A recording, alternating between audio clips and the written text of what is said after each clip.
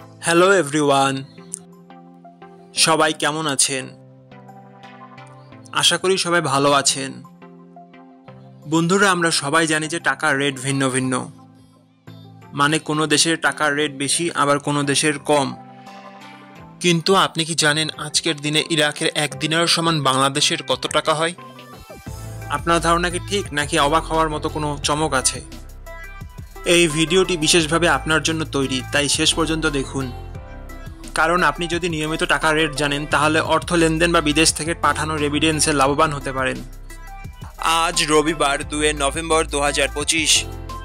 আজ ইরাকের 1 টাকা সমান বাংলাদেশের 0 টাকা 0.93 পয়সা, আর অপরদিকে বাংলাদেশের 1 টাকা সমান ইরাকের 10 টাকা 17 পয়সা।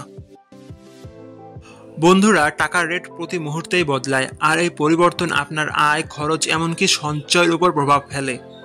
তাই নতুন রেট সবার আগে জানতে এখনই চ্যানেলটি সাবস্ক্রাইব করুন এবং বেল আইকন প্রেস করুন, যাতে কোনো আপডেট মিস না করেন।